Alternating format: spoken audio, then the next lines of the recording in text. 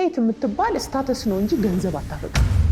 አለማወቅ ከተጠያቂነት አያድንም ይላል ህጉ። ሴሌብሪቲ የሆኑ ሰዎች የሚናገሩት ንግግር የህዝብን ፐርሴፕሽን ሼፕ የሚያደርግ ነው። ገብቶሻል? ስለዚህ ባለፈው አንቺ ደንበኛሽን ይዘሽ ቆመሽ ያስጠነቀቅሽው ህግ አሁን ካልሽው ጋር አይጋጭም ማለት ነው? ስለዚህ ሰይፉ ፋንታሁንም ከደንበኛ ከዳግማዊት ጋር በተገናኘ ተናግሬያለሁ። ኢቢኤስ ላይ ቀርቦ እሱ የሰጣቸው ኢንተርቪዎች ነበሩ።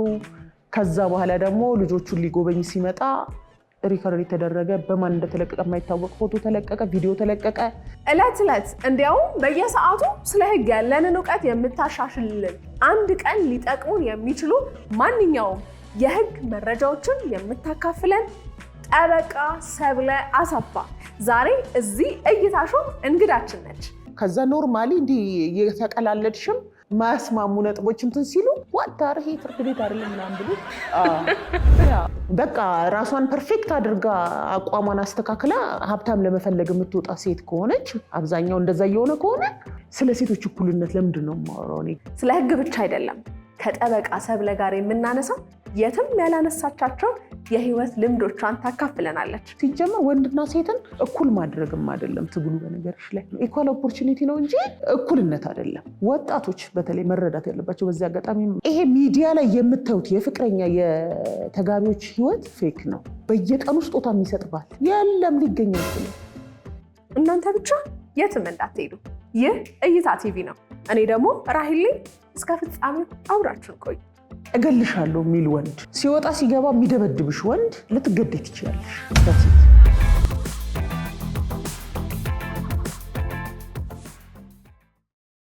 እንኳን ደህና መጣሽ። እንኳን ደህና ቆያችሁኝ። በጣም አመሰግናለሁ። እንግዲህ ጥሪያችንን አክብረሽ ከብዙ እንግዲህ ጠበቃ ነሽ፣ ምንም ጥያቄ የለውም። በጉዳይ ላይ ጉዳይ ብዙ አለብሽ። ከዛ ሁሉ ቀንሰሽ አክብረሽ ስቱዲያችን ድረስ ስለተገኘሽ ከልብ አመሰግናለሁ። እኔም በጣም አመሰግናለሁ። እንግዲህ ጠበቃ ሰብለ አሰፋ ነኝ የሚለው ሁላችንም አይምሮ ውስጥ አለ። ብዙ የሶሻል ሚዲያ ሰዎች ያውቁሻል፣ ግን ምናልባት ዛሬ እይታ ቲቪ ቤተሰቦቻችን እንዲያውቁሽ ራስሽን ታስታውቂ። ያው እኔ ጠበቃ ሰብለ አሰፋ ነኝ። በሙያዬ ጠበቃና የህግ አማካሪ ነኝ። አስቀድሜ ያው በብዛት በስርዓተ ጾታ በጀንደር ኮንሰልቴሽን ላይ ነበር የምሰራው።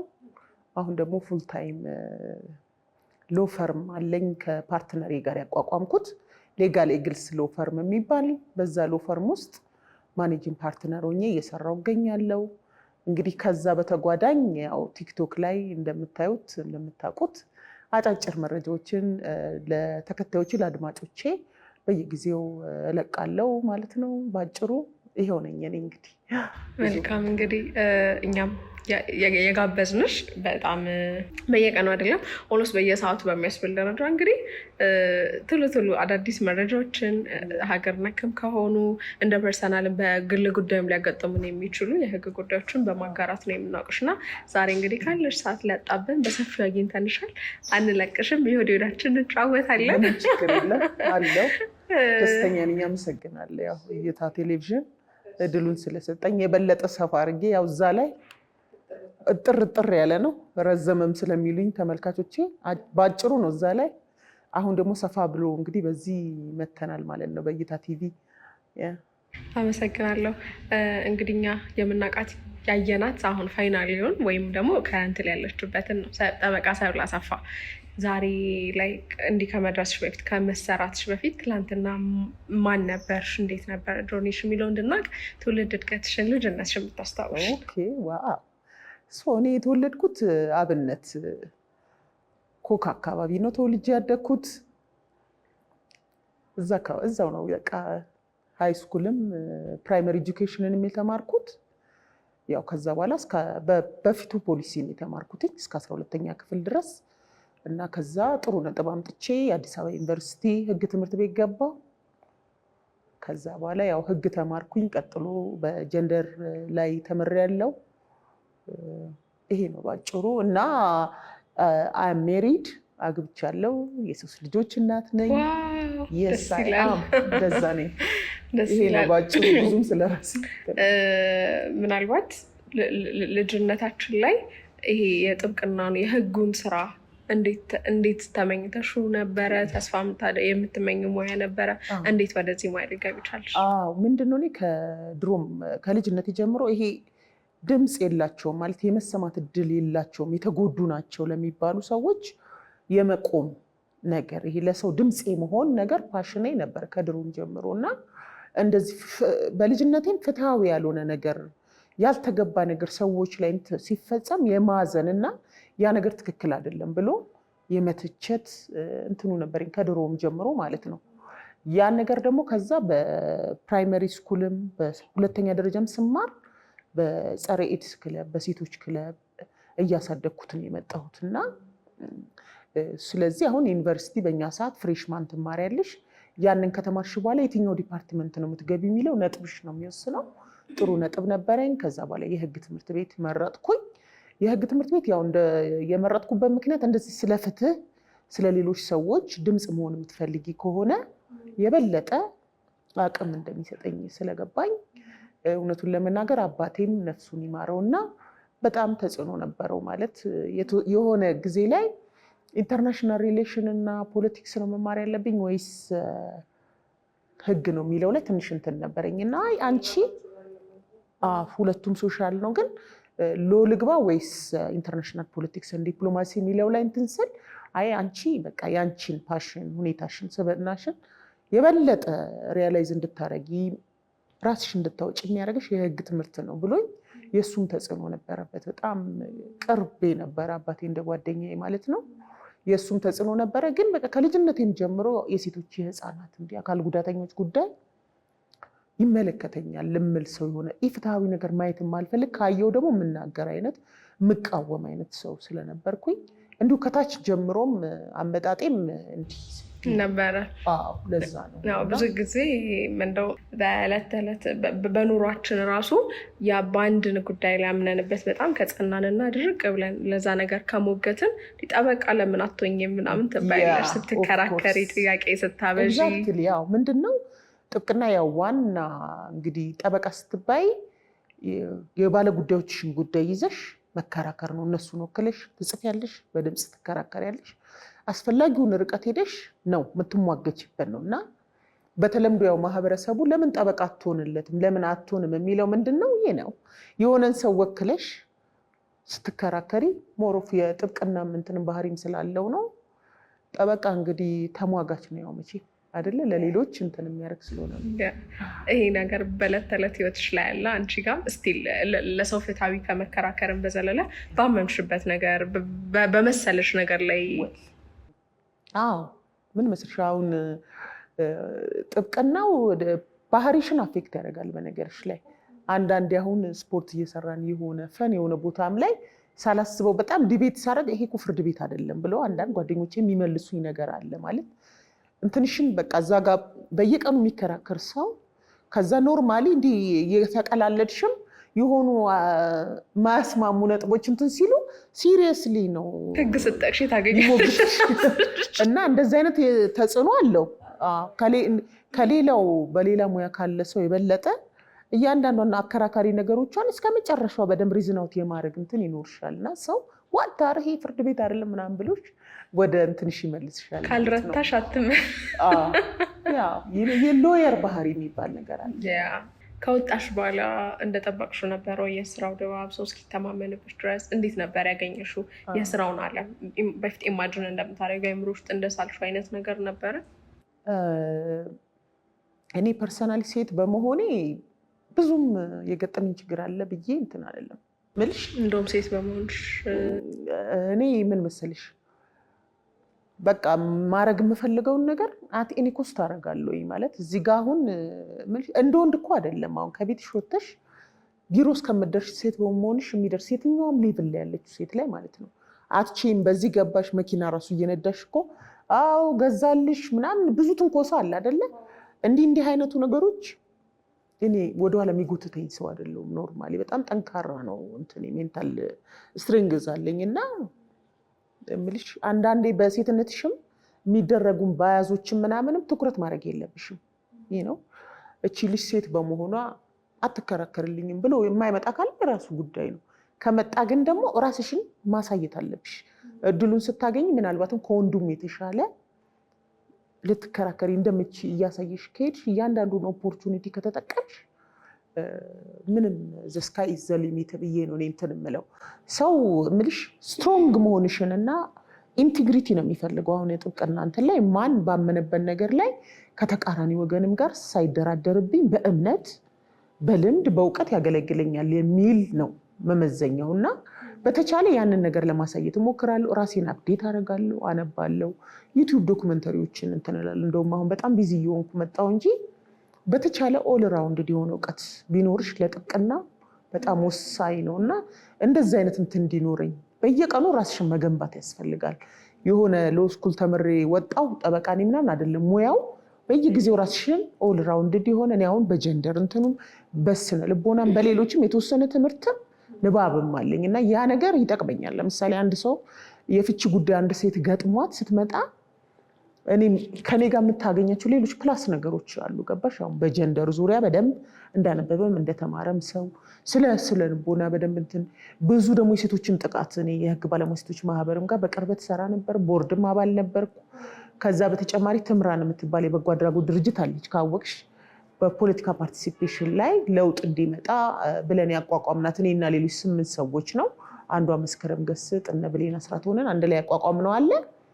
በዛም በደም ኤክስፖዝድ ነኝ በሴቶችና በህፃናት ጉዳይ ላይ እና ያን ሁሉ ነገር ያማከለ ነው ኦፍ ኮርስ ስለሆነ እንትን የምትይው ዋናው ምልሽ አንቺ ራስሽን ማብቃት ነው እንጂ ማለፍ ይቻላል። ያንን እንትን ምልሽ አሁን የትኛውን ቦታ በጣም በትኩረት ሰው እኔን እንዲመርጠኝ የማደርገው በትጋትና በብቃት ነው እንጂ ይሄ ሴት ምናምን የሚለውን ቤሪየር ማለፍ ይቻላል። የአንቺ ጥንካሬና ጥረት ነው የሚወስነው። መጀመሪያ ሊጠራጠርሽ ይችላል፣ ታሳየዋለሽ። ይህ ነው ማለፍ የሚቻል ነው። እንዲህ ሴት በመሆኔ እዛ ጋር ቀርቻለሁ የምል አይደለሁም። እግዚአብሔር ይመስገን።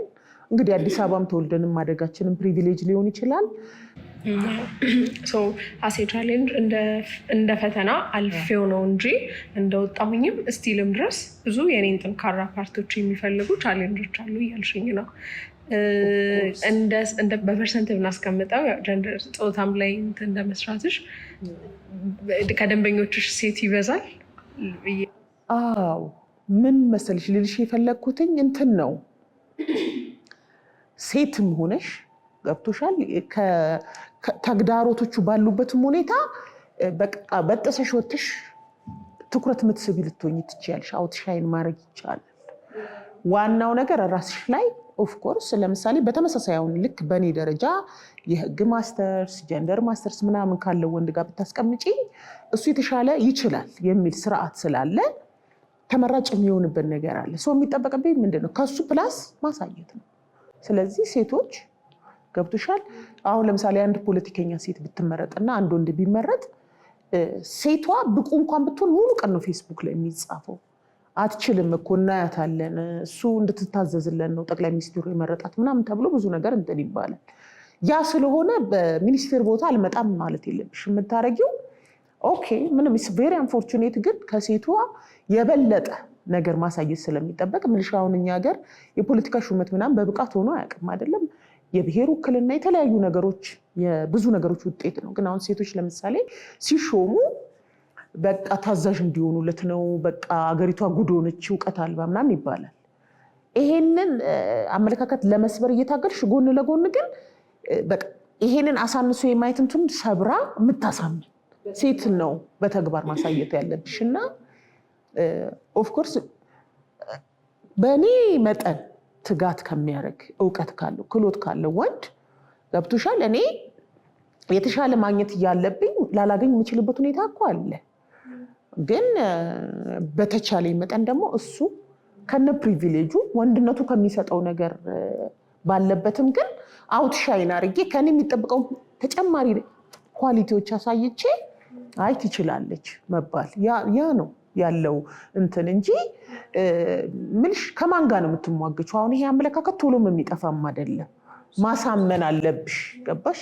ያ ደግሞ የሚቻል ነገር ነው። እኛ አሁን ሴቶች ትኩረታችን ምን ላይ ነው መሆን ያለበት የሚለውን ነው እንጂ ማወቅ ያለብን ምንሽ ይህ ነው ምርጫ ነው። አሁን አካላዊ ነገር ላይ ነው ማተኮር ያለብኝ፣ ንባብ ላይ ነው ማተኮር ያለብኝ፣ እውቀት ላይ ነው ማተኮር ያለብኝ። በየቀኑ ትኩረቴ ምንድን ነው የሚወስደው? ገብቶሻል? እንደዚህ አይነት ነገሮችን እንትን ብሎ በየቀኑ ራስን የማሳደግ ነገር ካለ ማንም ምልሽ እኮ ለምሳሌ ፕሬዚዳንታችን የነበሩትን ሳህለወርቅ ዘውዴን ታውቂያቸዋለሽ። አሁን ማንም ወንድ የእሳቸውን ብቃት ሲጠይቅ ኩዌሽን ሲያደርግ ሰምተሽ ታውቂያለሽ? ስለዚህ እሱን ነው ምልሽ። እንደዛ አይነት ብርቱካን ሚደቅሳን ተመልከቻት፣ በቃ ትልቅ። ስለዚህ እነ ቢለኔ ስዩም ምን ያቸው አትሊስት ብቃታቸውን የምትጠይቂዋለ፣ ወንዶቹም ነው የማይጠይቁት። ሶ ኢትስ ፖሲብል ማለት ነው። ራስሽ ላይ ተወዳዳሪ የሚያደርገኝ የትኛው ነው ብለሽ ምልሽ እንደ ሞዴል 8 ቁጥር እንደዚህ ብሆን ነው የበለጠ ግቤን የማሳካው፣ ብቀጥን ይሻላል ወይስ በወፍር ይሻላል ወይስ እውቀት ላይ ባተኩር ይሻላል፣ ትምህርት ላይ ባተኩር ይሻላል የሚለውን መዝኖ የበለጠ በጣም ጉልበት የሚሰጥሽን ኢምፓወር የሚያደርግሽን ከወንድ ተጽዕኖ የሚያላቅቅሽን ነገር ወንዱም እንዲያከብርሽ ቦታ እንዲሰጥሽ የሚያደርግ ነገር ላይ ማተኮር ነው ማለት ሪሊ።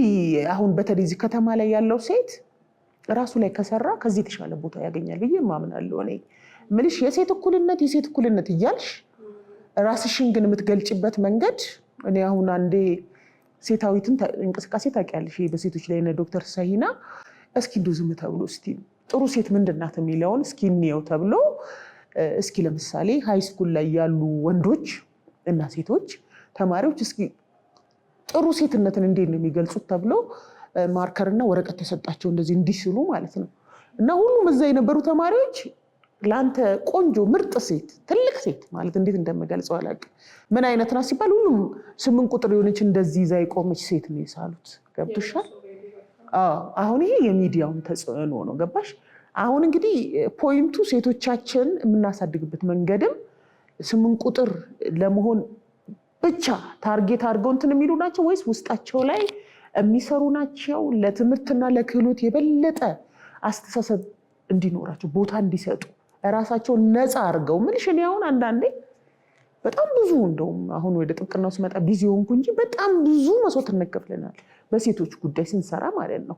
ብዙ ነገር ቮለንቲር ታደርጊያለሽ ባይዘ ወይ ብዙ እና አንዳንዴ ግን ስታዩ ኦኬ ለነዚህ ነው እንደምታገለው ምናምን ቲም ትችያለሽ። ኦፍ ኮርስ ምልሽ እንደዛም አይነት ደግሞ ሴቶች ልጆች የምናሳድገውም እኮ እኛ ነን። ሚዲያው ማህበረሰቡ ነው የሚጠየቀው። ግን በቃ ራሷን ፐርፌክት አድርጋ አቋሟን አስተካክላ ሀብታም ለመፈለግ የምትወጣ ሴት ከሆነች አብዛኛው እንደዛ እየሆነ ከሆነ ስለ ሴቶች እኩልነት ለምንድን ነው የማወራው? እኔ ገብቶሻል? ራሷ መጀመሪያ አመለካከቷን ማስተካከል አለባት እና ሚዲያውም ማህበረሰቡም ደግሞ ይሄ ቁንጅና የሚባለውን ነገር ሪዲፋይን መደረግ ያለበት ይመስለኛል። እና ይሄ ከታች የሚመጣው ትውልድም ሴትነትን የሚገልጽበትን እንትን ማስተካከል አለብሽ። ምልሽ አሁን እዚህ ጋር ሴቶች ተበድለዋል ምናምን እያልን ትንሽ ደግሞ የተሻለ እድል ያላቸውም ከተማም ላይ ያሉትም ሴቶች ደግሞ ባገኙትም እድል መጠቀም ሳይፈልጉ ሰነፍ ሲሆኑ ውስጣቸውን መስራት ሲገባቸው መልክ ላይ ያተኩረው እርስ በራሳቸው ሲናናቁ ሲስተሩት ሲጠፋ ይህ ነው። በጣም ተመራይትነት የመድረስ እድል ከተማ ላይ እያላት የወንድ ዲፔንደንት መሆን ስትፈልግ በሀብት ምናምን ሰዎችን ጎልድ ዲገር ምናምን ሲሆኑ አሁን ምንሽ የማህበረሰቡ ችግር እንዳለ ሆኖ ሴቶቹም ራሳቸውን ማየት አለባቸው ማለት ነው። የምታተኩሪበትን ነገር ነው የምትሆኚው። ገባሽ? ራስሽን ብቁ የተማረ ስኪልፉል ካረግሽ ምንም ምልሽ ማታልፊው ነገር አይኖርም። አፍሽን ሞልተሽም ስለ እኩልነትን ብታወሪም ያ ይገባሻል ልትባይም ትችያለሽ፣ ትርጉምም ይሰጣል ማለት ነው። እና ብዙ ነገር ነው ያው መቼ ሌላ ጊዜ ደግሞ እንግዲህ እናነሳው ይሆናል። ምን ያህል ጊዜ ሆነሽ አሁን በዚህ ሙያ ውስጥ ካለሽ? ወደ 15-16 ዓመት ሆኖኛል። ግን እንዳልኩሽ እኔ በሴቶች ላይ በአጠቃላይ ከተመረኩ ጊዜ ጀምሮ ኮሌጅ አስተምር ነበረ። ያ ኢንተርናሽናል ኤንጂኦ ውስጥ የህግ ክፍል ኃላፊ ሆኜ ሰርቻለሁ። ፒኤልሲዎች ውስጥ እንደዛ ሼር ካምፓኒዎች ውስጥ ብዙ ልምድ ነበረኝ። ከዛ በኋላ የጥብቅና ፈቃድ ካወጣሁ በኋላ በጥብቅናው ፉል ታይም የምሰራባቸው ጊዜያቶች ነበሩ። በመሀል ደግሞ በጣም ፉል ታይም ደግሞ ጀንደር ላይ ስርዓተ ፆታ ላይ ስሰራ ነበር ከተለያዩ አካላት ጋር ከዩኤን ውመን ጋር ከኤውላ ጋር የኢትዮጵያ የህግ ባለሙያዎች ሴቶች ማህበር ከትምራን ጋር የተለያዩ አክቲቪዝም ላይ በጣም ጠንካራ ስራ ሰራ ነበረ። አሁን ደግሞ ከባለፈው ዓመት ጀምሮ የኢትዮጵያ ህግ የጥብቅና ድርጅት ሎፈርም የሚባል አይፈቀድም ነበር እስከ ባለፈው ዓመት ድረስ። እሱን የሚፈቅድ ህግ ማዕቀፍ ደግሞ ሲመጣ ከፓርትነሬ ጋር የማልመው አይነት የጥብቅና ድርጅት ከፍቼ እንደዚህ ተባባሪ ጠበቆች ምናምን የሚል ድሪም ስለነበረኝ እሱን ደግሞ እንትን ለማለት ፉል ታይም ደግሞ አሁን በጥብቅና ጠበቃ ነኝ አሁን ኦልሞስት ፉሊ። ግን በምችለው ለሴቶች እና ለህፃናት ድምፅ ከመሆን ወደኋላ አልልም። እንደዛ ነው እንትኔ ማለት ነው። አላርግ ማለት አልችልም ይህን ነገር እኔ በደንብ በቃ እስከ የስራን ዓለም በቃኝ እስከምል እድሜ በቃሽ እስከተባልኩኝ ድረስ ልሰራበት የምችለው ሙያ ነው ብለሽ ታስቢያለሽ? የጥብቅና ሙያ? አዎ፣ ግን ሌሎችም እኔ ከኔ ይጠበቃሉ የምላቸው ነገሮች አሉ። አሁን እኔ ለምሳሌ በህግ ማማከር ሂደቱ የማያቸው በጣም የሚያሳዝኑ ነገሮች አሉ። አሁን ለምሳሌ ከዚህ ከቲክቶኩም ጋር በፊት ከነበረኝም በሴቶች መብት ላይ ከመስራት እንትን አንጻር በጣም ብዙ ሴት ደንበኞች አሉኝ። በተለይ አሁን ከፍቺ ጋር በተገናኘ የሚመጡትን ሴቶች በምታይበት ሰዓት በጣም በቃ ብዙ ልብ የሚሰብሩ ነገሮች አሉ። በቃ ብዙ መሰራት ያለባቸው ነገሮች አሉ። በቃ ገብቶሻል። ለምሳሌ ሴቷ ምንም ስለ ፍቺ ሳታስብ 30-40 ዓመት ለምሳሌ ለፍታ እዛ ቤተሰብ ላይ ከዛ ወንዱ ለምሳሌ እየተዘጋጀ ቆይቶ ንብረቱ ላይዋ ላይ ተሽጦ ባንኳ ውስጥ ምንም 5 ሳንቲም ሳይኖር 30-40 ዓመት የኖረችበት ትዳር ላይ የሆነ አለመግባባት ሲፈጠር የዛኑ ቀን የታክሲ መክፈል የሚያቀታት እናት ትመጣለች እኔ ጋር ለምሳሌ የሆነ በቃ የመጨረሻው በቃ። እና ሴቶቹ ገዛኑ ያህል ደግሞ በጣም ብዙ ሰው ደግሞ ድረሽልኝ ይለኛል። ድረሽልኝ የሚለኝ የገንዘብም ድጋፍ የሚፈልጉ ብዙ አሉ። ግን ከዛም ባሻገር እንደሚገለኝ ያውቃሉ። ይገለኛል የሆነ ቀን ትዳር ውስጥ ሆኖ ማለት ነው። የሆነ ቀን ይገለኛል ግን ወጥቼ የትም መሄድ አልችልም የሚሉሽ ደግሞ ሴቶች አሉ። እና ማለት ነው አሁን እንደሱ ብሎ ኮንታክት የሚያደርጉኝ ሴቶች አሉ።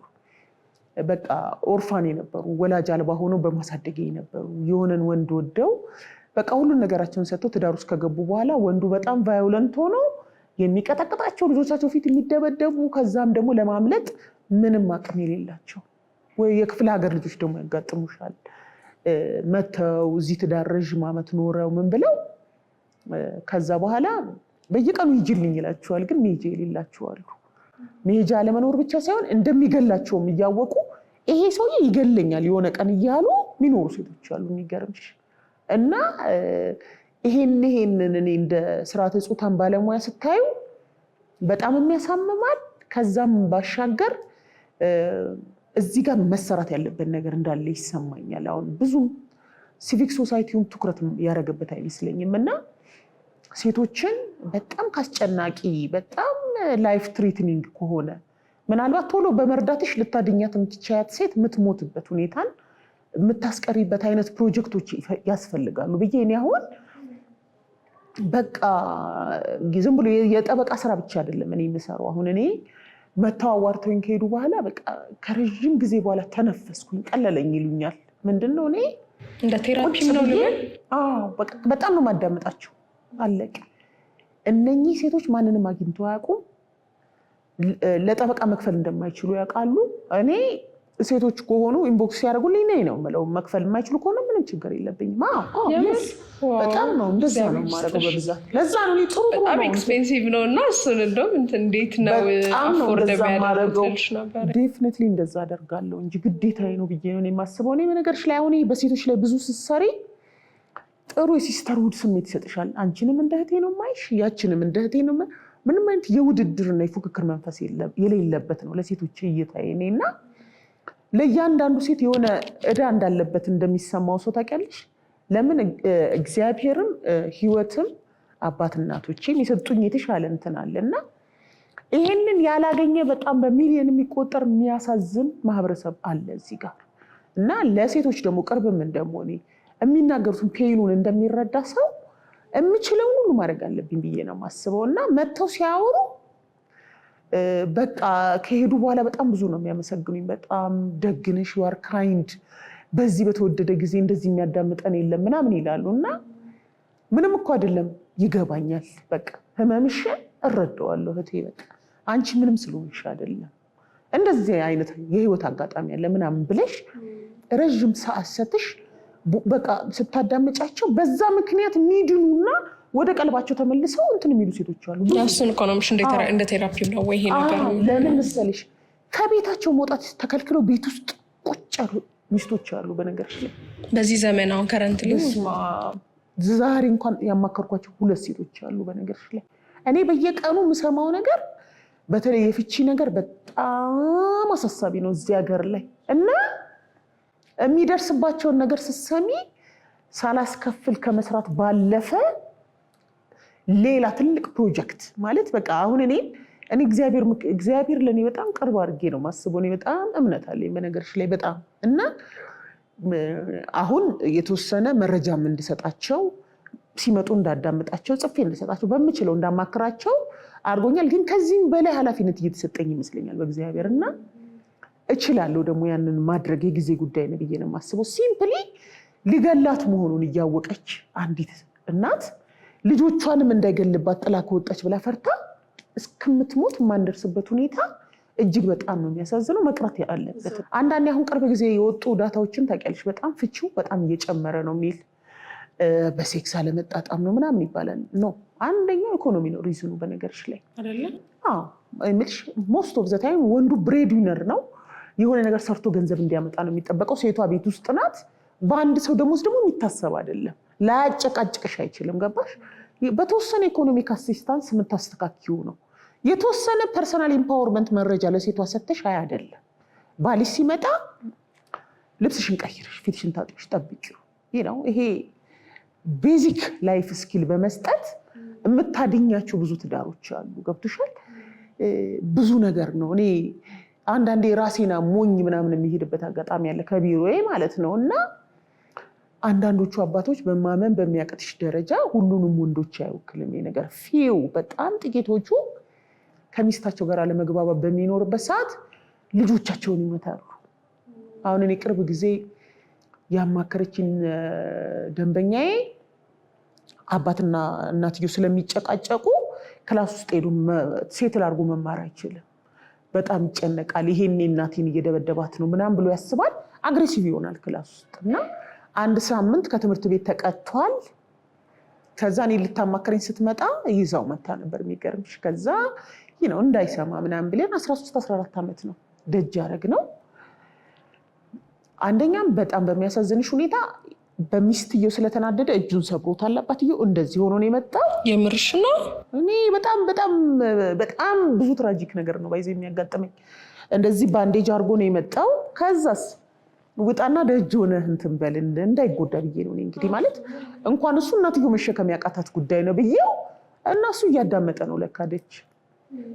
ከዛ በቃ እና ደግሞ እናቴን የሚረዳ አንድ ሰው መጣ ማለት ነው ብሎ መጥቶ በቃ እኔን እንዳላየኝ እንትን ብላ ይዛው ልትሄድ ስትል አይ ሄጄ ሰብለን ማመስገን እፈልጋለሁ ብሎ መጥቶ ሲያቅፈኝ እኔ እንዴት ምን አይነት ቀን እንዳሳለፍኩ ልነግርሽ አልችልም። ምን ያህል ውስጥ በቃ እና በዚህ አካባቢ ያለው ነገር እንደው በዚሁ ሲቪክ ሶሳይቲውም ይሄ በጎ አድራጎት ድርጅቶችም መንግስትም ማንም ሁላችን እንደ ዜጋ ደግሞ በዚሁ አጋጣሚ እንትን ማለት የምፈልገው ሁላችንም መርዳት እንችላለን። በነገርሽ ላይ ድምፅ መሆን ይቻላል ማለት እና ደግሞ አሁን ብዙ ጊዜ የቤተሰብ ይሄ መፍረስም እያመጣ ያለው ደግሞ አሁን ኦቲዝም ልጆች ሲወለዱ እንዲህ አካል ጉዳተኛ ልጆች ሲወለዱ ቤቶች አንዳንድ አባቶች ወካውት አድርገው ይወጣሉ እና ሳይወጡም ደግሞ እናቶቹ ብቻ ነው ሰፈር የሚያደርጉትና እንደ ጎረቤትሽ ኦቲዝም ልጅ ያላት እናት ካለች ሄደሽ እንኳን እንዴት ዋላችሁ ምናምን ብለሽ ልጁን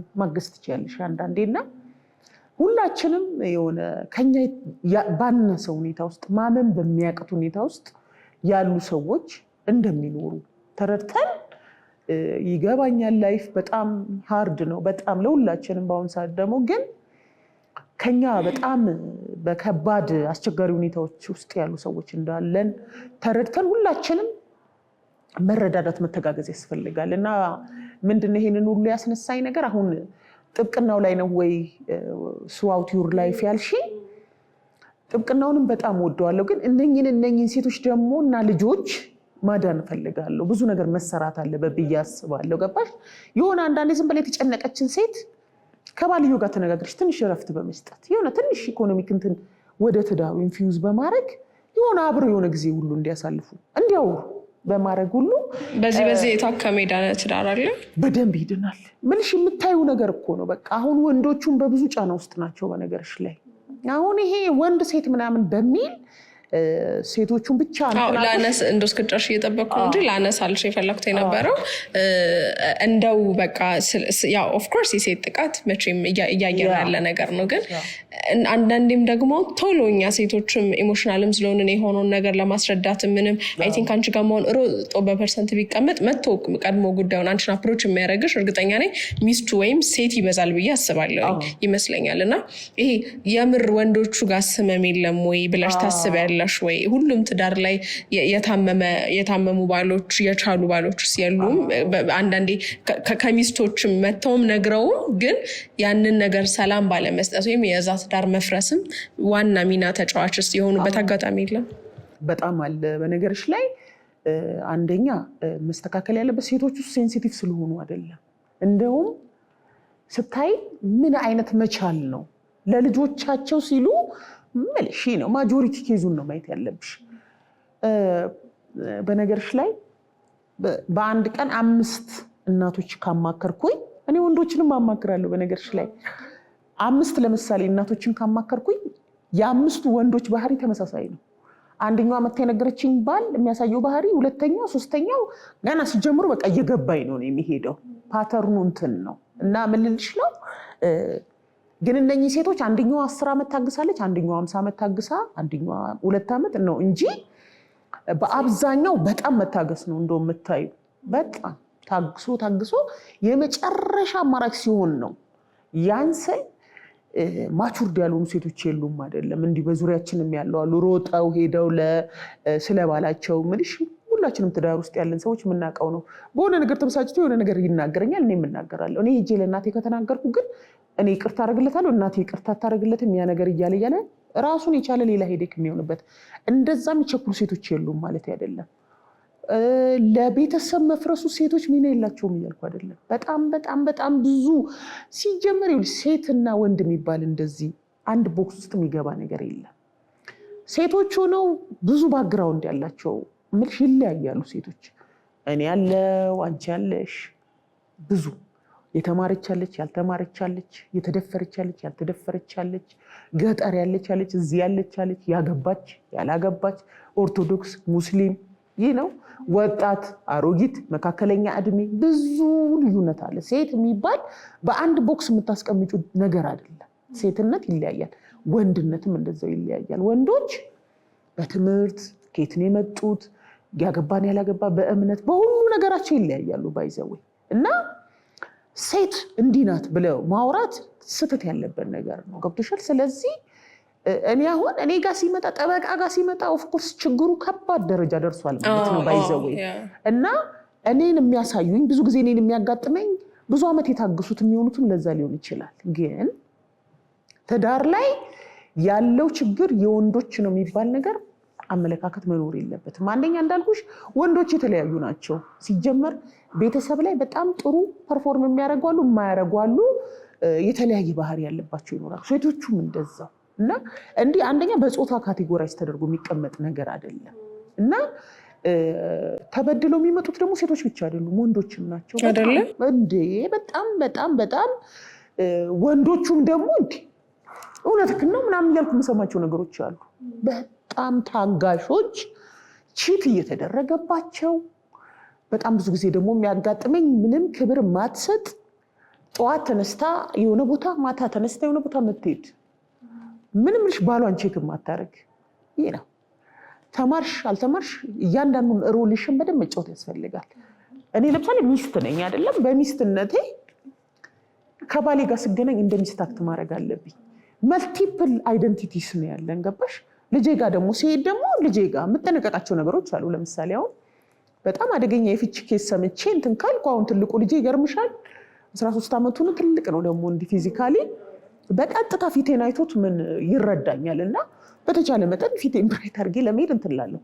ብዙ ፐርሰናሊቲ ነው ያለን፣ ብዙ አይደንቲቲ ነው ያለን። አይደንቲቲ ማለት ነው በእያንዳንዱ እንትን ኃላፊነትሽን መወጣት ያስፈልጋል።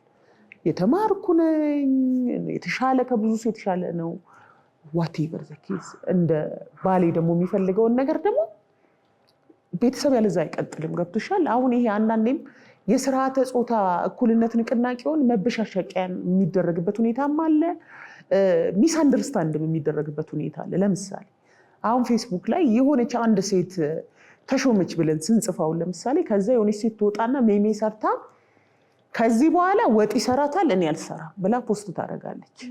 በነገርሽ ላይ ፌሚኒዝም በዩ የስርዓተ ጾታ እኩልነት በዩ ወንድን ወጥ እንዲሰራ ሴት ውጭ እንድትወጣ አላማ የለው። ባይዘዌ አላማው ሁሉም ሰው እኩል እድል ተሰጥቶት ወጥ ለምን ሰራች አይደለም ጥያቄው። ባይዘዌ በትክክል መረዳት ለሚፈልግ ሰው ወጥ ስሪ አትባል ነው። ለባሽ ነው አንቺ እና እኔ ያለን አይደለ?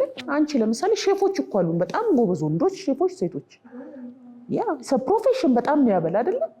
ግን አንቺ እኔ ሰብለ ለምሳሌ ወጥ ስሪ ተብዬ አይደለም። ቤት መዋል እንግዲህ ቤት ውስጥ ውሎ ልጅ የሚያሳድጉ እናቶች እኔ በጣም ነው የማከብራቸው። በጣም ትልቅ ነገር ነው። እኔ አንድ ቀን መስራት አልችልም። ሰራተኛ ሳጣ እንዴት እንደምሆን ስለማውቀው ከባድ ኃላፊነት ነው። ባይዘወይ ግን ኢኮኖሚክም የማይገመት ስራ ፈት የቤት ውስጥ ምናምን እየተባልሽ ለዛውም ሪስፔክት ሳትደረጊ ማለት ነው።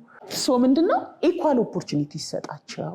ቤት ውስጥም መዋል ካለባት ራሷ መርጣ ይሁን። ገብቶሻል? ገና ከመጀመሪያ አንቺ ወጣ መስራት ያለብሽ ቤት ውስጥ ነው መሆን ያለብሽ ምናምን እያልሽ መሆን የለበትም ነው እንጂ ወንድን ና አንተ ወጥ የምትሰራ አረጋለሁ አንቺን ደግሞ መካኒክ አረግሻለሁ የሚል የሴቶች መብት ትግል የለም። ባይዞ ቤዚክ እንትኑ እኩል እድል ነው። ሲጀመር ወንድና ሴትን እኩል ማድረግም አይደለም ትግሉ። በነገርሽ ላይ እኩል እድል ነው፣ ኢኳል ኦፖርቹኒቲ ነው እንጂ እኩልነት አይደለም። የተለያዩ ፍጥረት ናቸው። ባይዞ በብዙ ነገር እኔ ወልዳለሁ መውለድ አይችልም እሱ ተፈጥሮ በራሱ የሚሰጠው ነገር አለ። እሱ ደግሞ የሚያረጋቸው የማላረጋቸው ደግሞ ነገሮች አሉ። ባላንስ አለ። በጣም አቻችሎ ነው እግዚአብሔር በጣም ውብ በሆነ መልኩ ነው የፈጠረን። ከዛ ውጭ ያሉት ነገሮች ደግሞ በፍቅር ማስኬድ እንጂ በትዕዛዝ ያ ኤክስክሉድ ይሄ ማህበረሰቡ ለሴትነትና ለወንድነት የሰጠው ፍረጃ የሚጎዳው ሴቶችን ብቻ ሳይሆን ወንዶችንም ነው። በነገርሽ ላይ በዓለም ላይ አሁን በጣም ብዙ ራሱን የሚያጠፋው ወንድ ነው ይባላል። ለምን ገብቶሻል?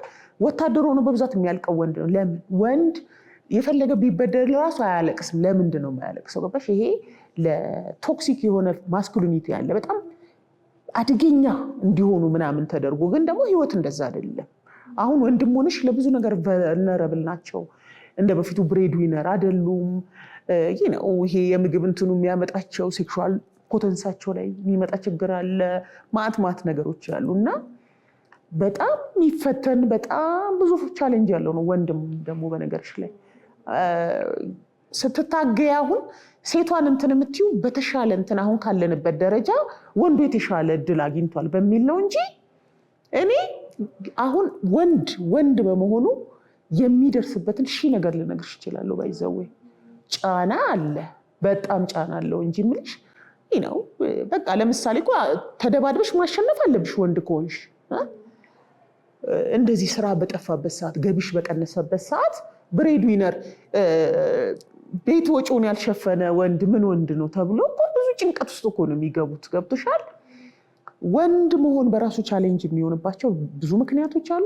የተወሰነው ተፈጥሮአዊ ነው፣ የተወሰነው ደግሞ ማህበረሰቡ ለወንድነት በሚሰጠው እንትን ምክንያት ነው። እና ወንድን እንትን አድርገሽ የሆነ ምናምን አይደለም። ሲጀመር ትግሉ እውነቱን ለመናገር ሴቶች በተሻለ ቦታ ላይ ቢሆኑ ለወንዶችም ነው የሚጠቅመው። አሁን ስካንዲኔቪያን ሀገሮች ምናምን ብታይ ለሴቶች የተሻለ ቦታ ነው። ሲምፕሊ ማሰብ ትችላለሽ። የተማረች ሴት ለቤተሰቧ ለልጆቿ የተሻለ ኢንፑት በገቢም ደረጃ ወንዱን ላይ ጫና እንዳይፈጠር አድርጋ ብዙ ሳይንቲፊክ በሆነ መልኩ የመኖር እንትንን ያመጣል።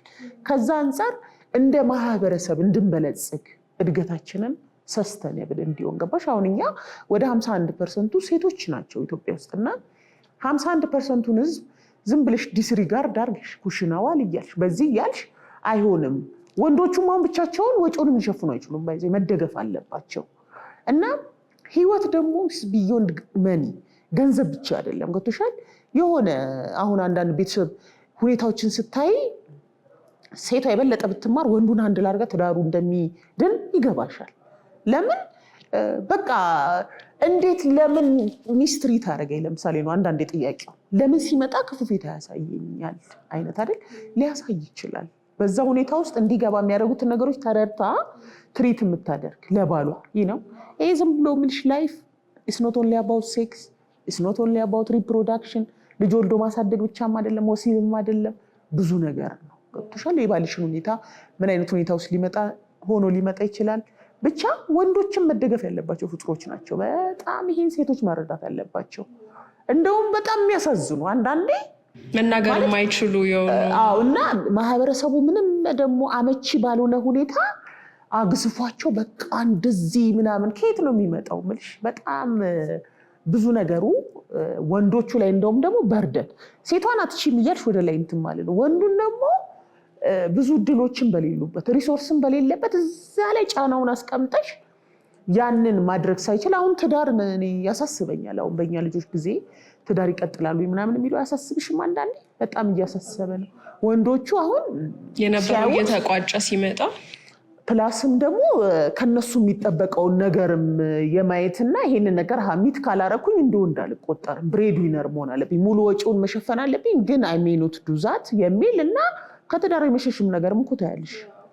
ሁለቱም ላይ እንትን አለ እና ግን አሁን ባለ ሁኔታ ቶሎ ለውጥ ለማምጣት የቱ ይሻላል ብትይ ሴቶቹን በማብቃት ያለውን ኢኮኖሚካሊ እንትን ወንዶችንም በጣም በብዙ ነገር ትደግፊያቸዋለሽ። የቤተሰብ ደስታ የሚገርምሽ ሴቶችን ኢምፓወር አድርግሽ ነፃ የሆነች ደስተኛ የሆነች መማር አለመማር አይደለም፣ ባይዘ ሀብታም መሆን አለመሆን አይደለም፣ ባላት ነገር የምትረካ በቃ ሴት በቃ ጥሩ ስብዕና ያላት ሴት ስትኖር ወንዱም ልጆቻቸውም የተሻለ እንትን የሚሆኑበት ሁኔታ አለና ሴቶችን ማብቃት ወደዛ ለሁለቱም ጾታ የተሻለ ወደሚሆን ማህበረሰብ ለመውሰድ ነው እንጂ ሴት በነገርሽ ላይ ኖቬምበር በአመት የሚከበር የወንዶች ቀን አለ። ባይዘዌ የወንዶች ቀን ይከበራል አለ፣ የወንዶች ቀን አለ። ግን አንዳንዴ እኮ ወንዶችም ድካም አለባችሁ፣ አይናገሩም። እኛም ማርቼትን አስቀድመን የ16 ቀን ሙቭመንት ምናምን ብለን ነው የምናከብራት። ገባሽ ነው በደንብ እንትን ማለት እና ግን የወንዶች ቀን አለ። አዎ። እና ምንድን ነው ዓላማው? በዓለም ላይ በቃ ጥሩ የሰሩ ወንዶችን ፋዘርን አባትነትን ሴሌብሬት ማድረግ እና በወንዶች ዙሪያ ምልሽ እኮ አሁን ስካንዲኔቪያን ሀገሮች አካባቢ አሁን የተማሪዎች በትምህርት ላይ ምናምን ያላቸው ፐርፎርማንስ ሴቶቹ ከፍ እያለ ወንዶቹ ዝቅ እያለ አሁን ደግሞ የወንዶቹን ችግር ደግሞ ወደ ማወቅ እና እዛ ላይ ወደ መስራት ደግሞ እየተመጣ ሌላ ታሪክ ውስጥ ገብተዋል ማለት ትችላለሽ። እና እንትን ነው ዞሮ ሴቶች ማወቅ ያለባቸው በሴቶች እኩልነት ትግል እንደ ማህበረሰብ ችግራችንን በመፍታት ሂደት ወንዶች አጋሮቻችን ናቸው እንጂ ጠላት ወይም ተቃዋሚ አድቨርሰሪ አይደለም።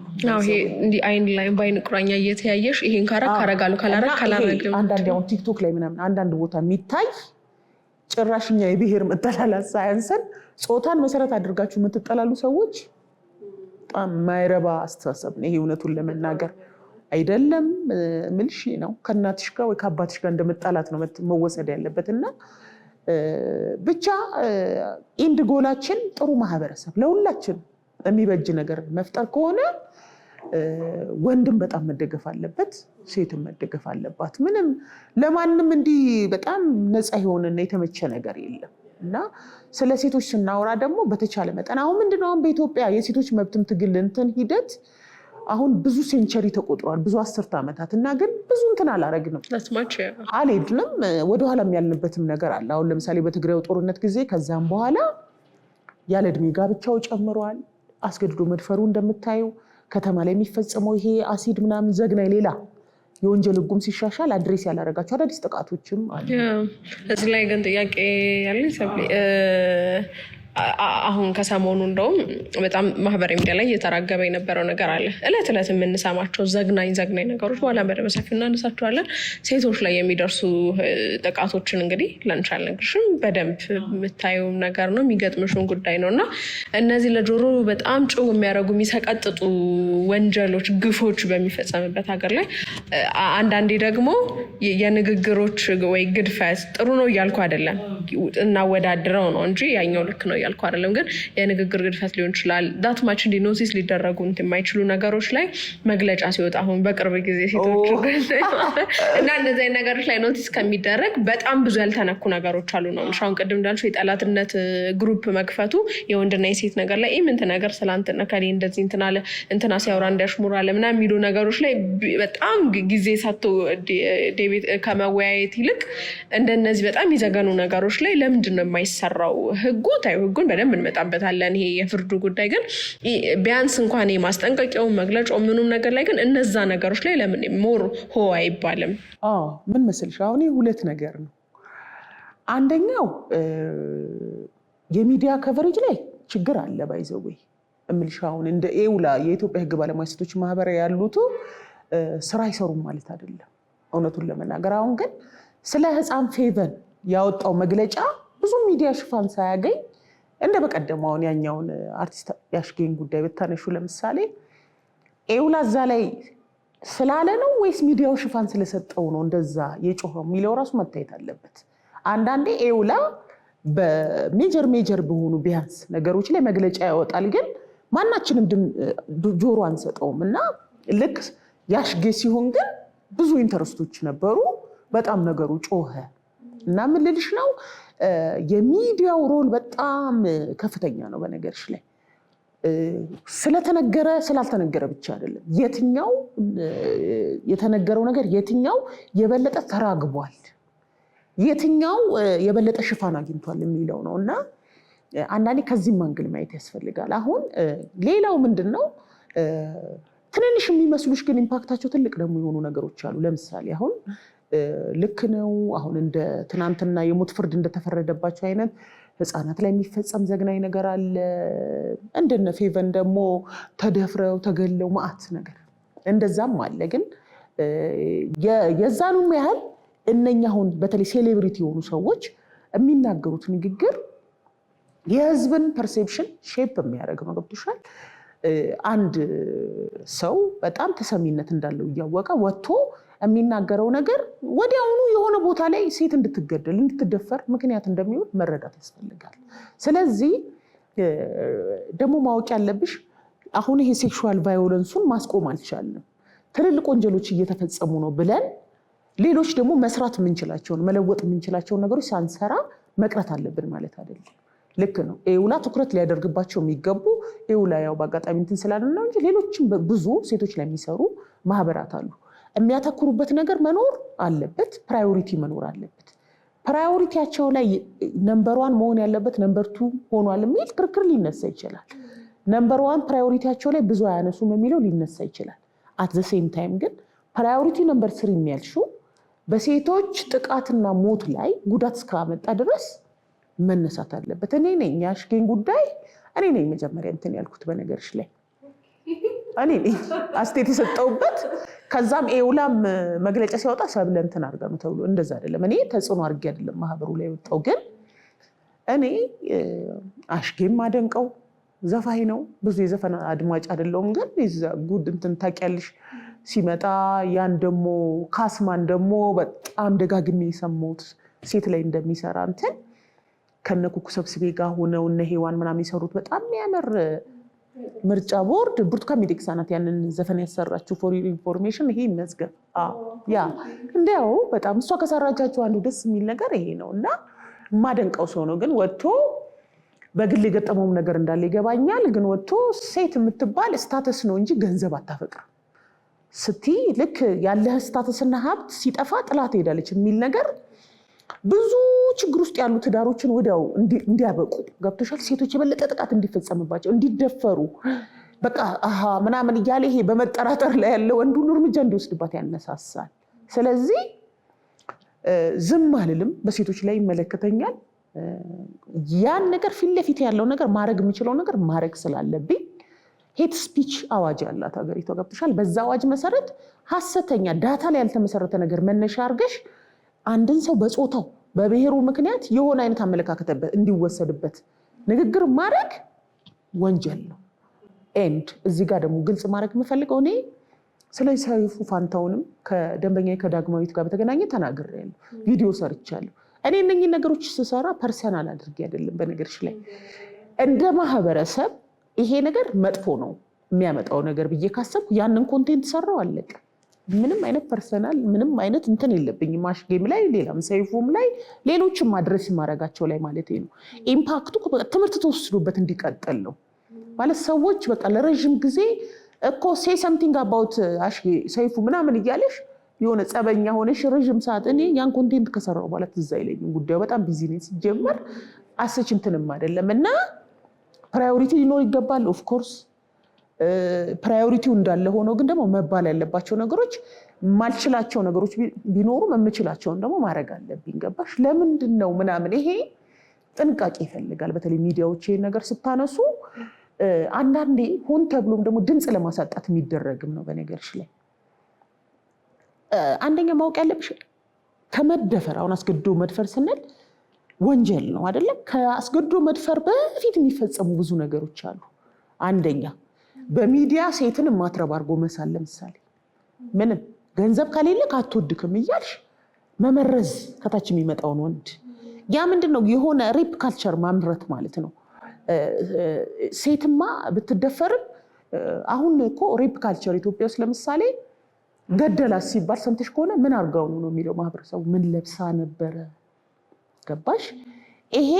ይሄንን አይነት አመለካከት ያለ ምክንያት እንደምትደፈር ነው። አሁን ለምሳሌ ምን ለብሳ ነበርን ታውቂያለሽ? ኤግዚቢሽን ነበረ ለማሳየት ተሞክሯል። እዛ ውስጥ ያሉት ሴቶች ታሪካቸው የተጻፈው ሁሉ የተደፈሩት ወይ ሺቲ ለብሰው ነው ወይ አማራ ክልል ይሄ የሚለበሰውን ለብሰው ነው፣ የተቀዳደደ ልብስ ለብሰው ነው የተደፈሩት።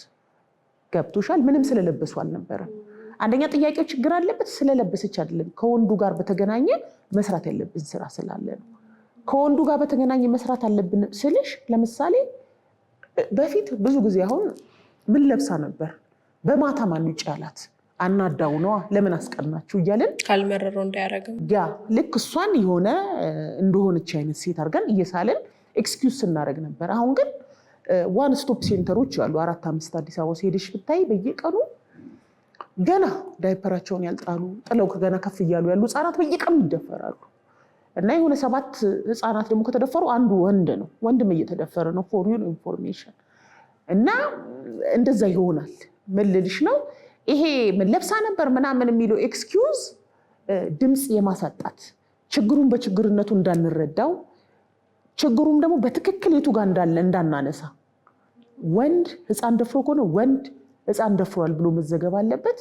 ይሄ ምንድን ነው የሚጠቅምሽ? አንደኛ እንደ ማህበረሰብ ችግሩን ኦን ታደርጊዋለሽ። ስለዚህ በቀን 10 ሴት ወንድ ከተደፈረች ዜር ኢዝ ሰምቲንግ ወንዶቹ ላይ መስራት ያለብሽ አይደለም። ዞሮ ዞሮ የማህበረሰቡ ውጤት ናቸው እነዚህ ልጆች። ወንዶቹም ደግሞ እንደ ችግር እኛ እየደፈርን ነው ማለት ነው፣ ወንድ ደፋሪ ነው ማለት ነው እያሉ እንዲወያዩ ታደርጊዋለሽ። አሁን የሚዘገብበት መንገድ ግን ተደፈረች ምን አድርገውን አቃጥለው ነው ምናምን ይልሻል። ኢትስ ኦል አባውት ሴቶቹ ሆኖ ሴቶቹ ተበዳይ የራሳቸው ደግሞ ደብል ቪክቲማይዝ ተደርገው ራሳቸው ተወንጅለው ያበቃል። ብዙም ፍትህ የሚገኝበትም እንትን የለም። እና አንዳንዴ ነገሮቹን የተወሰነ በነገርሽ ላይ የጾታ ጥቃት አንደር ሪፖርትድ ከሆኑ ወንጀሎች አንደኛው ነው። በአሜሪካን ምናምን ደረጃ እንኳን 1% ነው ሪፖርት የሚደረገው። አሁን ስለ ፌቨን ስለሆነች ስለ ያቺ ደግሞ አባቷ እንጀራ አባቷ ደግሞ ደፍሯት የገደላት ልጅ አለች። እንደ ድሎ ነው የሚጮህላቸው ሰዎች። አዎ ሪፖርት አይደረግም፣ ድብቅ ነው እዚህ ሀገር። በነገርሽ ላይ ሪፖርት ከምትደረገው 0% ምናምን ውስጥ ነው። እንደገና ይሄንን በስነስርዓት ዘግበሃል ይሄን አልዘገብክም እያለን ከችግሩ ወተን ዲስቶርት አድርገነው ምን ጊዜ ስናጠፋ የምንገኘው። ገባሽ? ኤውላን በምንም አይነት በዚህ ምክንያት የምታጣጥይበት ምክንያት የለም። ኤውላ እየሞከረ ያለ ድርጅት ነው። ገባሽ? የተሻለ ለመስራት መታገዝ ነው እንጂ ያለበት ዋ ምናምን ብለሽ ይሄ ሶሻል ሚዲያው ዞሮ ዞሮ ለሴቶች ጥቃትን ለማስቀረትና በስርዓተ ጾታ እኩልነት ትግሉ ላይ በጣም ከፍተኛ ኔጌቲቭ ሚና አለው። በነገርሽ ላይ ደስ አይልም እንትኑና አንደኛ ኤውላ በሌሎቹም ጉዳይ መግለጫ ያወጣል። በሚፈለገው መጠን ላያወጣ ይችላል። የአቅም ችግር አለ። ደግሞ ስለማያወጣም አይደለም በሚያወጣው መጠን ደግሞ የበለጠ ሴንሴሽናላይዝ ተደርገው እንትን የሚሉት አሁን ለምሳሌ አሽጌ ላይ ያወጣው እንትን በነገርሽ ላይ ፖሊሲና የራሱ ኤዲቶሪያል እንትን ያለው ተቋም ነው። ትልቅ ማህበራችን ነው። ሲሰሩ ነገሮች ኢምፕሊኬሽናቸው እየታየ ነው። የአሽጌ እንደዛ ማለት ይደጋገማል። እንደዛ ሲሆን በቃ ሴቶችን የሚደፍር በጥፊ የሚመታ ምናምን ወንድ ነርቸር ያደርጋል፣ ያሳድጋል። ማህበረሰቡም አስገድዶ መድፈርም ቶለሬት እንዲያደርገው ያደርጋል። ሴቶች ስለሚገባቸው ነው የሚሰቃዩት ወደሚል ለማምጣት ሚና አለ። መልዕክቱማ መርዝ እንዳለው እኮ ኦፍ ኮርስ ጥያቄ ነው። ታዋቂ ሰዎች ቢያንስ የሚናገሩትን ነገር ኃላፊነት ሊሰማቸው ይገባል። አንድ ትዳር ላይ የሆነ ነገር ሲፈጠር ወጥተው ሴቶችን ሁሉ ጄኔራላይዝ አድርገው የሚናገሩት ነገር ነገ በራሳቸው ልጆች ላይ፣ በእህቶቻቸው ላይ፣ በእናቶቻቸው ላይ የሚፈጥረውን ነገር ይሄ ሁሉ ነገር አሁን ጄኖሳይድን በይው ምንም መጀመሪያ ከሌብሊንግ ነው የሚመጣው። ሴቶች አያፈቅሩ ስታተስ ነው የሚያፈቅሩት። ጎልድ ዲገር ናቸው ስትይ አፈቀርኩ የሚላቸውም ወንድ እንዳታምኙ እንዳያምናቸው የሆነ ነገር እንትን ሲሉ እንዲጠራጠራቸው ቫዮለንት እንዲሆን እነሱ ላይ ምናምን ያለው እኮ እውነት ነው እንዲባል ዲግሬድ ያደርጋል እንደዚህ አይነት ነገር እና በዛ መልኩ ማህበሩ መግለጫ ማውጣቱን ትክክል ነው። አይ ትክክል ነው። ልክ አይደለም ስላልሹ የመጮሁ ነገር ነው አይደለም። በደንብ የምታዳምጡት አብዛኞቹ ሰዎች ምናልባት ስላሽጌ ስለሆነ ሰው ሲወራ ስለሆነ ነው የሚሆነው እና በሴቶች ላይ የሚሰራው እንቅስቃሴ ከኒዱ አኳያ በጣም ዝቅተኛ ነው እና ምን አስተዋጽኦ እናድርግ በሚል ነው መታየት ያለባቸው ብዬ ነው የማስበው። ገና ብዙ ስራ መሰራት አለበት። ዞሮ ዞሮ ከትችት ወተን መተባበርና እንትን ማለት ላይ ካላተኮርን መተራረም ላይ ምንም ምልሽ ከሚዲያ ይሄ ሶሻል ሚዲያ ላይ ከመሳለቅ ያለፈ ምንም ብዙም ጠቀሜታ አይኖረንም ሁላችንም ብዬም ነው የማስበው። እና እንዳልሹ ነው የኬዙ ባለቤቶች ሴሌብሪቲ ሲሆኑ አይን ውስጥ የገቡ ሲሆኑ በዛው ልክ ጉዳዩም አሁን ለምሳሌ የአስጌ እንደዚህ ይሆናል ሰይፉ ላይ ያልሹ ነገር ስለምናውቀው ነው ሰይፉን ወይም ደግሞ የደንበኛሽ ባለቤት ስለምናውቃቸው ነው ኬዙ ማብሮ የወጣው እንጂ እኮ ብዙ እኮ እንደዚህ አይነት ነገሮች እኮ ተናግረሽ ሊሆን ይችላል እኮ ስክሮል ተደርጓል እና የሰዎቹም ወይ የተናጋሪዎቹ ወይ የተበዳዮቹ ወይ የተባለላቸው የተጻፈባቸው ሰዎች ታዋቂነት ነው ሚዲያው እንዲቀባበለው የሚያደርገው እና ፕላስ ደግሞ እነኚህ ሰዎች ላይ ለማተኮር በቂ ምክንያት አለ። ምክንያቱም አንድ ሚስተር ኤክስ ምንም የሆነች 5-6 ተከታይ ያለው ሰው ቢናገር እና እነኚህ ብዙ ተከታይ ያላቸው ቢናገሩ ኢምፓክቱ እኩል አይደለም። ሌሎች ከዚህ የበለጡ ከባባድ ስራዎች ቢኖሩም ይሄንንም የሚዲያ እንትኑን ፕላትፎርሙ የሚፈጥረውን ተጽዕኖ በተመለከተ የሚሰራ ፕሮግራም አለ። እዛን በተመለከተ ያ መግለጫ መውጣቱ ተገቢ ነው። ለምሳሌሽ ሌላ የሚሰራ ነገር አለ ምናምን የሚለው ነገር ዝም ብሎ ቶክሲክ ነው። ብቻ ሆን ተብሎም ነው በተወሰነ መልኩ ምንም በቃ ይሄ የሴቶች ሙቭመንት ድምጽ የማሳጣትም ነገር ነው። በተወሰነ መልኩ ደግሞ በቅንነት ሚስ አንደርስታንዲንግ ነው። የት ነበራችሁ ምናምን። አንደኛ እነኚህ ሲቪክ ማህበራት ፖለቲካሊ ገለልተኛ መሆን ይጠበቅባቸዋል። በነገርሽ ላይ አሁን በሰሜኑ ለምሳሌ ተፈጸሙ የምንላቸው ወንዶች ላይ ሁሉ የተፈጸሙ እነዛውን የ16 ዓመቱ ልጅ እንደዛ በግሩፕ ወታደሮች የደፈሩት ምናምን ብዙ የምናውቃቸው ኬዞች እኮ አሉ። አጥንት የሚሰብሩ አይደለም። እነኛ ነገሮች በሰብአዊ መብት ኮሚሽን በዩኤን እንደዚህ ኮሚሽን ተጣርቶ የወጡ ነገሮች አሉ። እነሱ ላይ you have to say something። ግን የተወሰኑት ነገሮች ደግሞ አሁን አማራ ክልል ላይ ስላለው ማን ነው ገለልተኛ ነገር አጣርቶስ የሚሰጥ? ይሄ ነው ሰምበዲ ፌስቡክ ላይ ስለተናገረ አንድ ማህበር ተነስቶ ምንም ላይል ይችላል። ፖለቲካሊ ሴንሲቲቭ ሲሆኑ የገለልተኝነትን ኢሹ ያስነሳል። ገብቶሻል? ከብዙ ነገር አንጻር ነው እና ማህበራቱን ለመፈረጅ ከመቸኮል በፊት መረዳት ነው ምልሽ።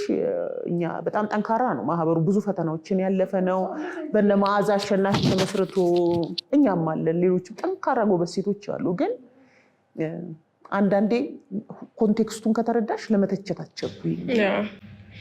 እኔ በግሌ አጠቃላይ ለመተቸት ሳይሆን ጥያቄ ስለነበረብኝ ይሄ ነገር ሌላ ነገር ላይ እውነት እንትን ሳይባል ነው ወይ ሳይሰራ ነው ወይ እዚህ ላይ ብቻ ትኩረት የተደረገው የሚለውንም ለማጥራት ነው። እንደዚህ አይነት ብዥታም ስላለ ነው። በዚህ አያይዤ ይሄንን ከመለስሽልኝ አይቀር ስፔሲፊክሊም ሳናደርገውም ኮንፈርት ካልሰጠሽ እንደ አጠቃላይ ባለፈውም ግርታ ስለፈጠረ ነው ሳይመለስም ስለታለፈ ነው እና ካገኙሽ አይቀር ሴሌብሪቲ የሆኑ ሰዎች ኦልሬዲ ፐብሊክ ፊግ ታዋቂ የሆኑ ሰዎች ፎቶቸው አይለጠፍ እንደዚህ አይሆን ማለት ይቻላል ወይ? ህጉን ነው የምልሽ። እንደዚህ ያንን ሰው ግለሰብ ጠርተር ሳይሆን አይቻልም ማለት መብት አይደለም ወይ? ህጉ አሁን እኛ ብዙ ማናውቃቸው ህጎች ስላሉ ምንድነው ዘ ራይት ቱ ፕራይቬሲ የሚባለው በህገ መንግስት ኢትዮጵያ ባጸደቀቻቸውም ስምምነቶች 1948 የዓለም አቀፍ ቃል ኪዳን አለ፣ 1966 ቢል ኦፍ ራይትስ የሚባላሉ።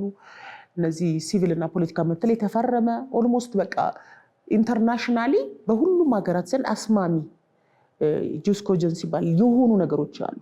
አንዱ ይሄ የግላዊነት መብት ነው። የግላዊነት መብት ማለት የኔን ፎቶ የኔን ምስል እየተንቀሳቀስኩም በሞሽን ፒክቸርም ሆነ በፎቶ ያለኔ ፈቃድ ማንሳት የለብሽም።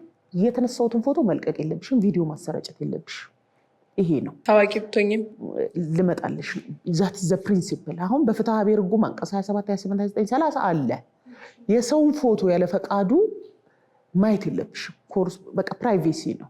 ግን ይሄ ለግለሰቦች የተሰጠ ጥበቃ ደግሞ ኤክሰፕሽኖች አሉት። ልዩ ሁኔታ የሚፈቀድበት አንደኛ ፎቶሽን ካለሽበት ሁኔታ አንጻር ራስሽ ፐብሊክ ካደረግሽ፣ አሁን አንዳንዶቹ ሰዎች እንደምታየው ለምሳሌ ሲጋቡም ፐብሊክ ነው፣ ሲፋቱም ፐብሊክ ነው። ያዛን ሰውዬ ፎቶ አነሳሽ ብለሽ ልትከሽኝ ትችላለሽ። እነሱ ናቸው ፐብሊክ ያደረጉት።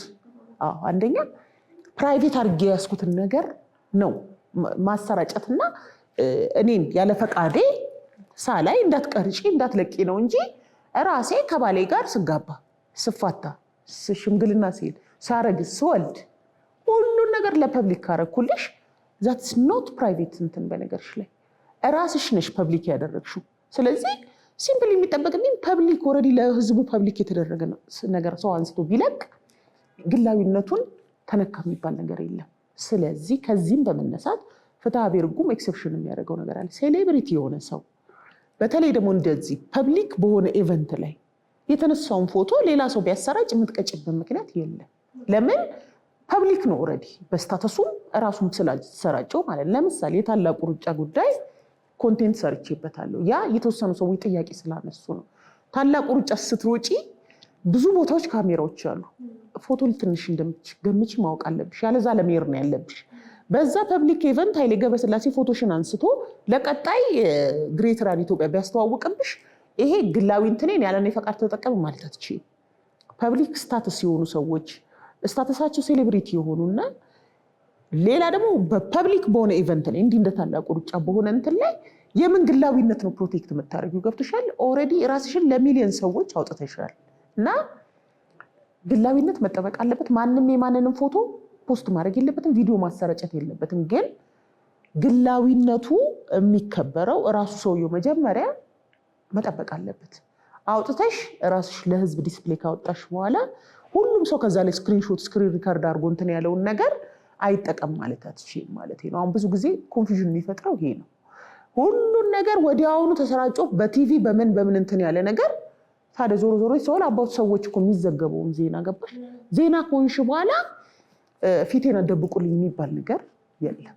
ዛትስ ፖይንት ማለት ነው። ስለዚህ ባለፈው አንቺ ደንበኛሽን ይዘሽ ቆመሽ ያስጠነቀቅሽው ህግ አሁን ካልሹ ጋር አይጋጭም ማለት ነው? ምንም ይጋጭ ነገር የለውም። እኛ አንደኛ ያደረግነው ምንድነው በጣም ኮንፊውዥኖች ነበሩ። በቃ እንዳልኩሽ አይተሻል። ኢቢኤስ ላይ ቀርቦ እሱ የሰጣቸው ኢንተርቪዎች ነበሩ። ከዛ በኋላ ደግሞ ልጆቹን ሊጎበኝ ሲመጣ ሪከርድ የተደረገ በማን እንደተለቀቀ የማይታወቅ ፎቶ ተለቀቀ፣ ቪዲዮ ተለቀቀ። ያንን ተከትሎ እሷ ናት የለቀቀችው በሚል በጣም ደንበኛ ላይ በጣም ከባድ ጫና ይደርስ ነበር። ከየቦታው ይደወልላት ነበረ ምናምን እና እምልሽ ሚዲያ ነው ፐርሴፕሽኑን ሼፕ የሚያደርገው። በፍርድ ቤት ሙግት ስርዓት ላይ ራሱ ኢምፓክት ይኖረዋል ይሄ ነገር በነገርሽ ላይ። ስለዚህ ነው ያንን ቪዲዮ አሁን እኔ ብለቀው አሁን በህግ አግባብ እጠየቃለሁ ማለት ነው? አትጠየቂ። እኔ ለቅቄው ፐብሊክ አድርጌዋለሁ እኮ ምንድን ነው የምልሽ ይሄ ነው በቃ እኮ እኔ ስለቀው ፕራይቬት አድርጌ ነው እንደ የለቀኩት። it is posted for the public። ህዝቡ ምን አድርግ ነው የምትይው? ገብቶሻል? ያንን ስቶሪ አድርጌ የዓለም ህዝብ ካልኩ በኋላ ለምንድን ነው ሪሽ ፖስት ያደረኩት ማለት እችላለሁ? ማድረግ ያለብኝ ምንድን ነው? ፐርሰናል ፕራይቬት ሆኖ እንዲቀር ከፈለኩ ፎቶዬን ራሴ ጋር ማድረግ፣ ፕራይቬት ማድረግ፣ ሼር እንዳይደረግ ማድረግ አለብኝ። ገብቶሻል? እንጂ ራስሽ እነዛን የጥንቃቄ እርምጃዎች ምን ቴክኖሎጂ እኮ እንትን ነው ካላረግሽ እና በወቅቱኛ ነገሮችን ክላሪፋይ ተገደን ነው። በነገርሽ ላይ እኛ የኢቢኤሱን ሰምተን ሰይፉ እንዲያርመው የሚል አንድ ኮንቴንት ሰርቼ አልፈነው ነበር። እዚህኛው ጋር ግን ቪዲዮ ከተለቀቀ በኋላ እንትን የሚለው ነገር ልጆቹም ትምህርት ቤት ሄደው በሰላም መማር አልቻሉም ነበር። ማን የለቀቀው ፎቶአችንን የሚል ጥያቄ ነበረባት ልጅቷ። ለምሳሌ ነው የዘንድሮ ልጅ ታውቂያለሽ። እና ያንን ማስረዳት ነበረብን፣ ምላሽ መስጠት ነበረባት። ከብዙ ሚዲያ ጥያቄ ይቀርብላት ነበር ነገሩን እንድታብራራ ፍላጎት እንደሌላት። ይሄን በተመለከተ እኔ ጠበቃዋ እንደምወክላት ከዚህ በኋላ ጫናውን እንትን ማድረግ ነው። እኔ እንደ ጠበቃዋ አስፈላጊውን ፕሮቴክሽን መስጠት ነበረብኝ። ከባድ ጫና ውስጥ ነበረች፣ ከባድ ዲስትረስ ውስጥ ልጅቷ እና ሚዲያው ላይ የተፈጠረውን አይነት እንትን ጋፕ ለማድረግ እና ኒውትራል የሆነና ትክክለኛ ሚዛናዊ የሆነ አቋም እንዲያዝ ያን ማድረግ ነበረብን። ለዛ ነው እንደው ይሄንን ካነሳ ጊዜውን ዘመኑን ይዋጃልና ሶሻል ሚዲያ አሁን ያላቸው ነገሮች አሉ። ሰው ኢንጌጅ ከቀለበት ፕሮሰሱ ጀምሮ እስከ ፍቺው እስከ መባል ደረጃውን ብዙ ፍቺዎችን ከመስማታችን አንጻር እስከ መሆን የነበረበት በሞት ነበር መለየት የነበረበት። ግን ፍቺ የሆነና እስከ ፍቺ ያለውን ፕሮሰስ አሁን ሁሉም ሰው ጓዳሽን ያውቃል፣ ጨዊቱ ጋር እንደሚቀመጥ ያውቃል።